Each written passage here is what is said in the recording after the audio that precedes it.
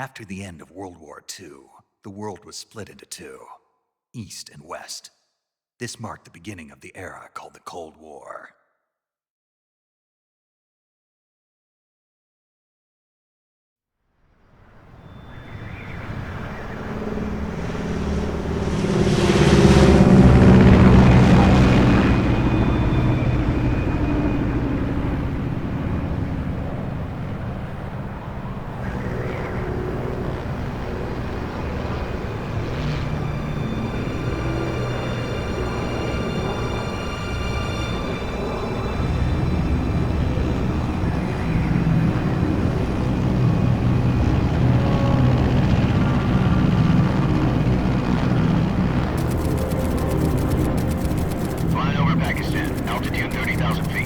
Approaching Soviet airspace.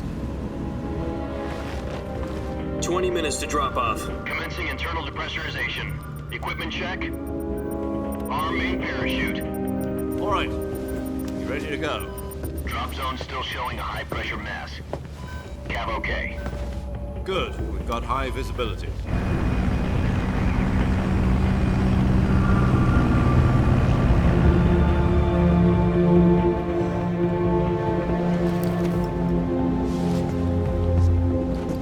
Put out that cigar. Connecting oxygen hose to interior connector. Put on your mask.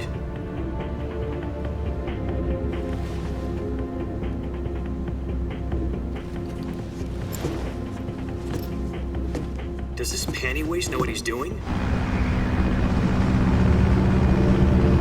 Approaching release point. 10 minutes to drop off. Hey, are you deaf? He said put out the cigar and put on your mask.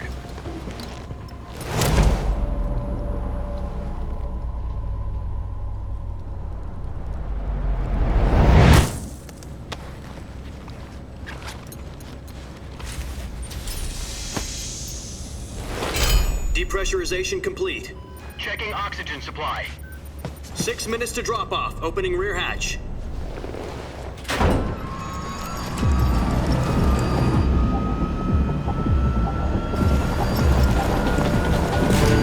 Sunrise.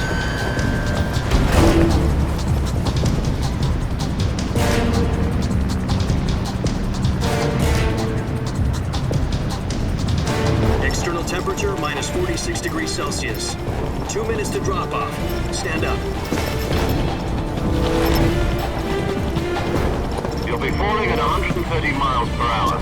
Try not to get frostbite from the wind chill. 1 minute to drop off. Move to the rear. Activate bailout bottle. This is one for the history books. The world's first halo jump. 10 seconds to drop off. Stand by. Status okay. All green. Prepare for drop-off. Countdown. 5, 4, 3, 2, 1. Spread your wings And fly. God be with you.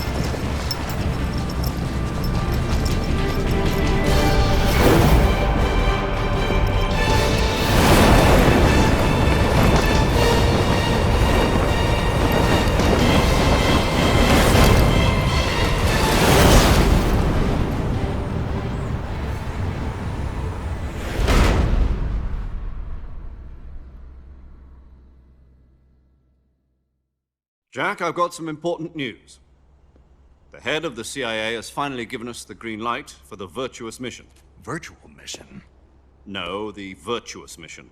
The future of our Fox unit depends on it. If it succeeds, we'll be officially organized into a unit.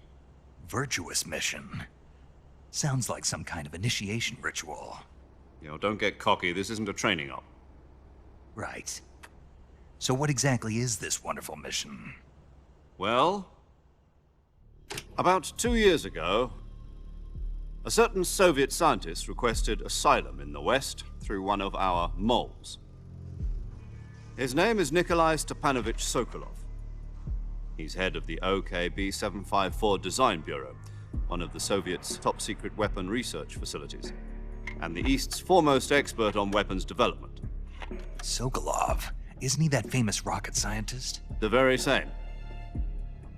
On April the 12th, 1961, the Soviets achieved the first manned spaceflight in history. The Earth was blue, but there was no God. Well spoken.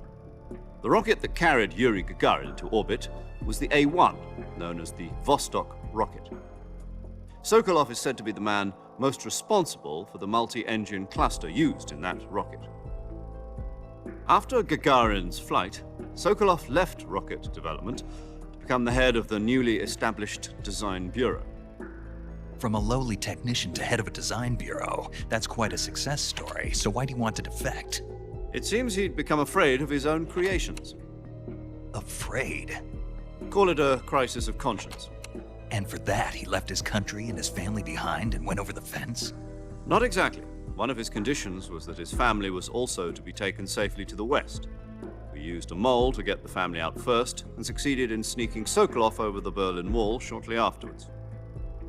I was the one who conducted the operation. The security on the eastern side was still full of holes back then. Then what? We got Sokolov over in one piece, but the whole ordeal had left him exhausted, and we checked him into a hospital in West Berlin. It took him 2 weeks and more than 600 miles to get from the research facility in the Soviet Union to Berlin. He was in no condition to say anything coherent. And it was only a week later that we had something much bigger on our hands. The Cuban Missile Crisis.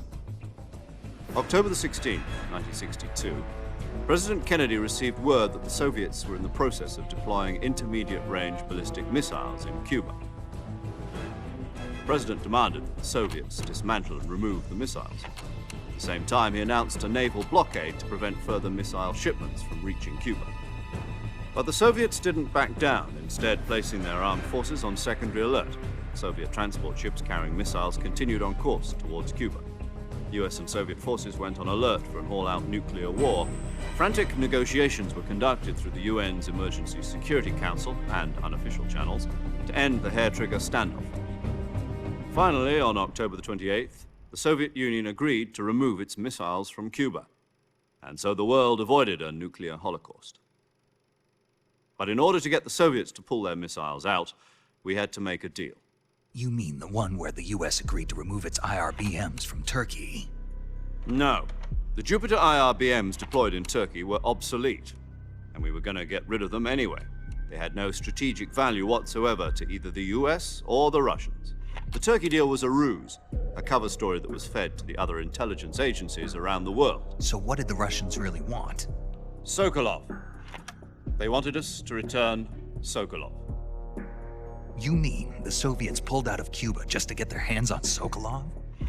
That's right. What the hell was he working on? At the time, we had no idea.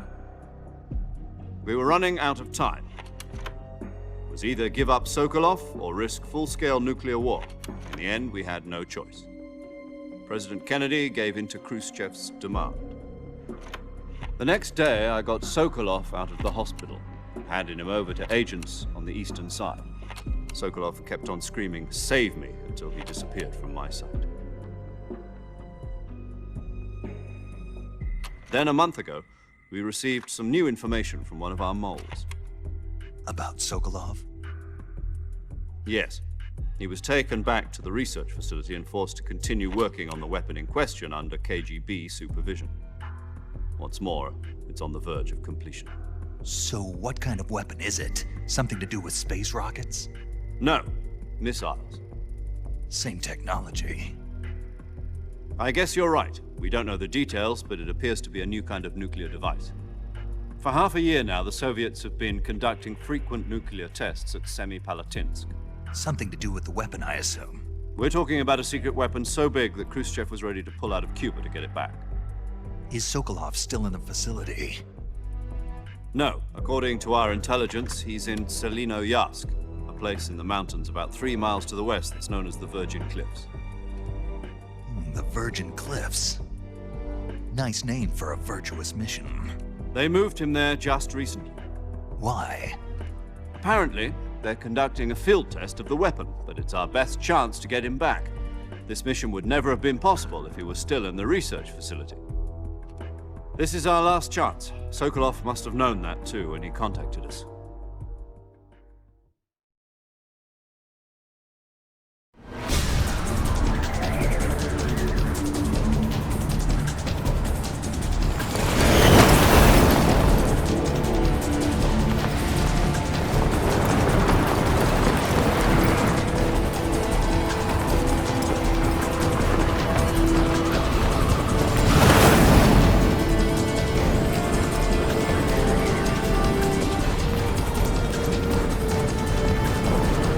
Listen up, Jack. Your mission is to infiltrate Selino-Yarsk in the Soviet mountains, ensure the safety of Sokolov, and bring him back to the west.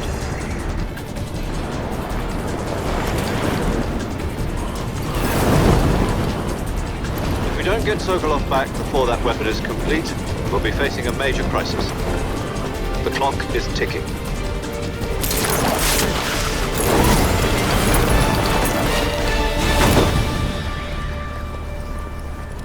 Once we've confirmed the rescue of Sokolov, stand by at the recovery point.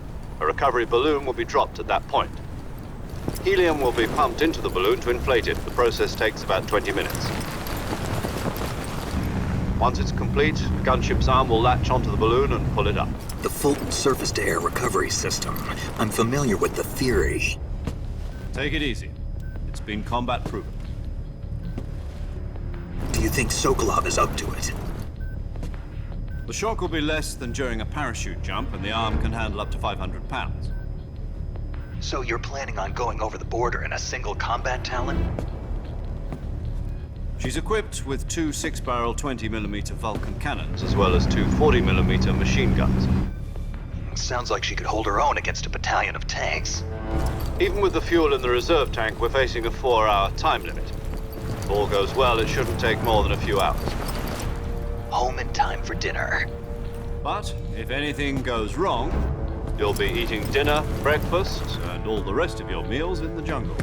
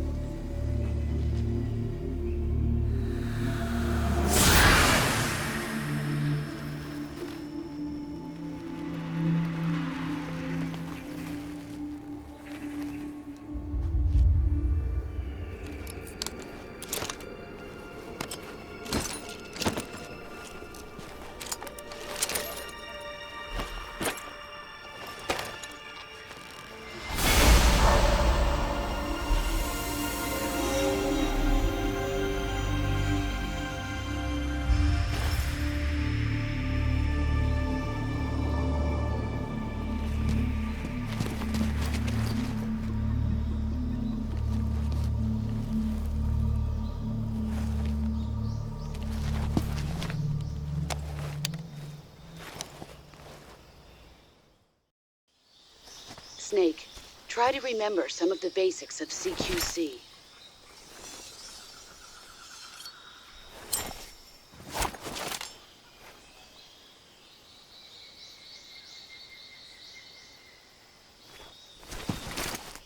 Commencing virtuous mission now.